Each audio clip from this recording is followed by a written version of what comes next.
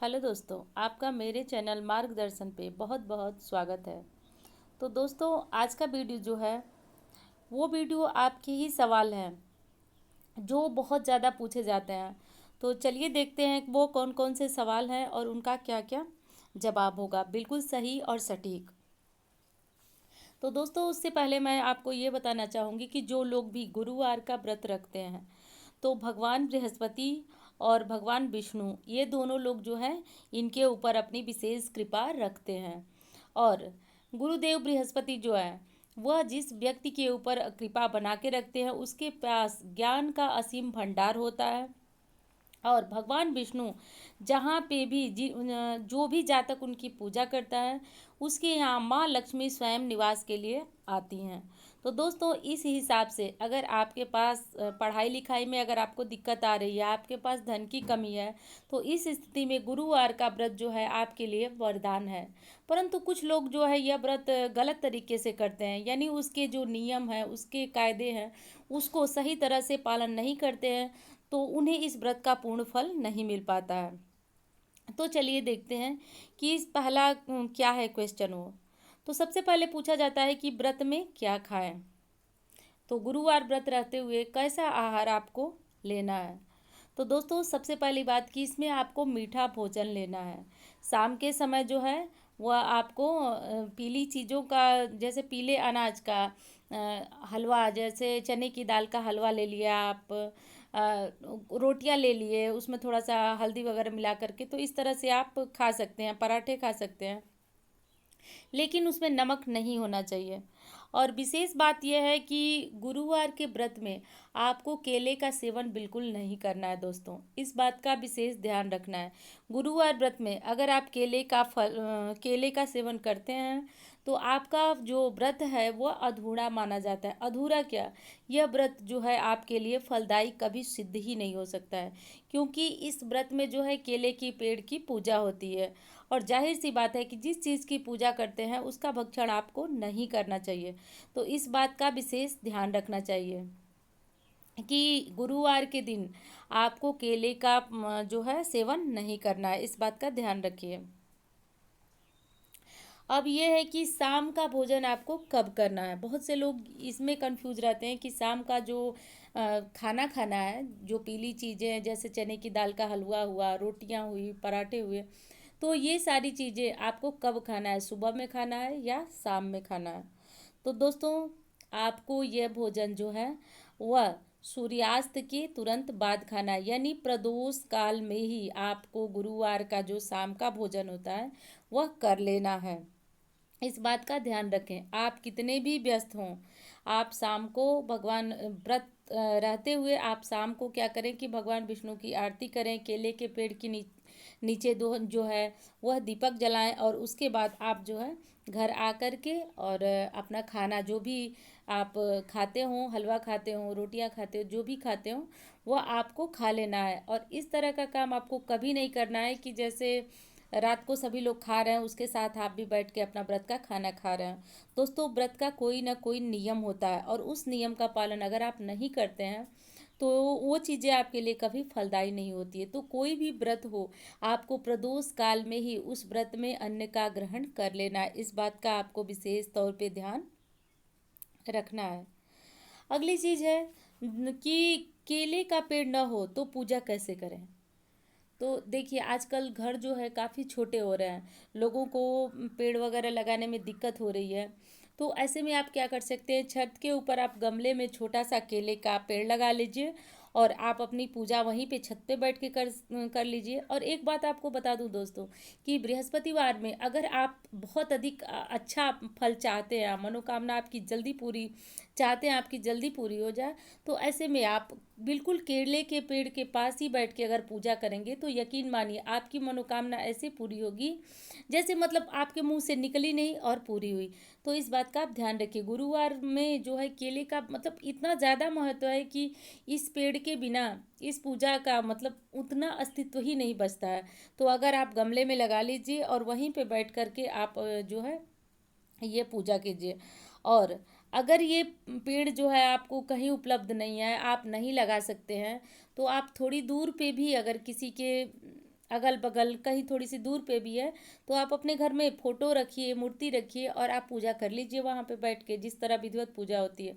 और जो कलश आप रखते हैं ना, वो उस कलश को क्या कीजिए कि जब आपकी पूजा समाप्त हो जाए, आरती हो जाए, तो वो कलश जिसमें आप चने की दाल और मुनक्का वगैरह डाल के और जो कलश तैयार करते हैं आप, उस कलश को आप ले जा करके और पीपल सॉरी केले के पेड़ में कहीं अगल बगल थोड़ी दूर पे भी हो तो आप चल के जाइए, थोड़ी मेहनत कीजिए, परंतु उस जल को केले के वृक्ष में ज़रूर डालिए, तभी जाके यह व्रत जो है सफल होता है। तो अगर आप घर में नहीं लगा सकते तो इस तरह अगल बगल थोड़ी थोड़ी दूर पे ढूंढिए और इस तरह से अपने केले जो कलश का जल है वो ज़रूर डालिए। अब अगला क्वेश्चन है आपका कि क्या वर्ष में 16 गुरुवार रहना उत्तम रहेगा।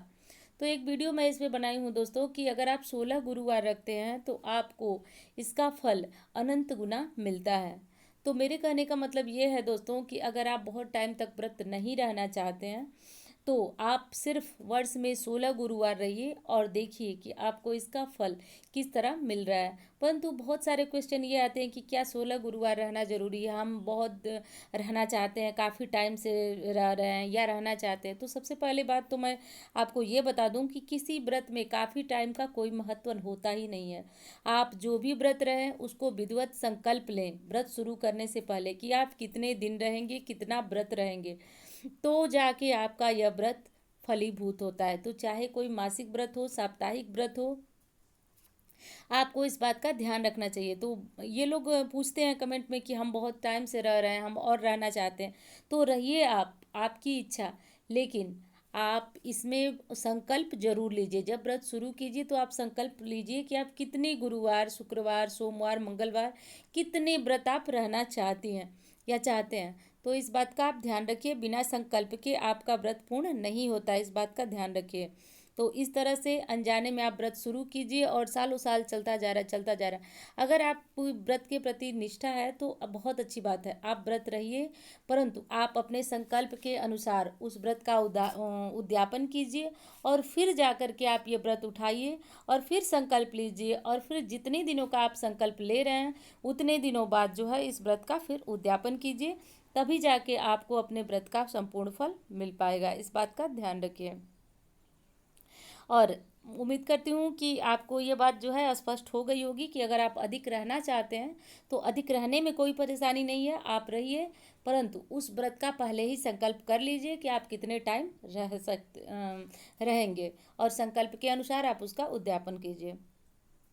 और वो लोग जो व्रत काफ़ी समय से मतलब रह तो जाते हैं, लेकिन जिनको व्रत रहने में परेशानी होती है, जैसे बहुत से लोग मुझसे पूछते हैं कमेंट के द्वारा कि मतलब मैं बहुत कमज़ोर हूँ, व्रत रहने में हमको दिक्कत है, तो ख़ास तौर से उन्हीं लोगों के लिए बनाया गया है कि जो लोग कमज़ोर हैं, परेशान हैं, परंतु चाहते हैं कि भगवान की कृपा उन्हें मिले, तो मात्र साल में 16 गुरुवार रह के भी उनकी इच्छा पूर्ण हो सकती है।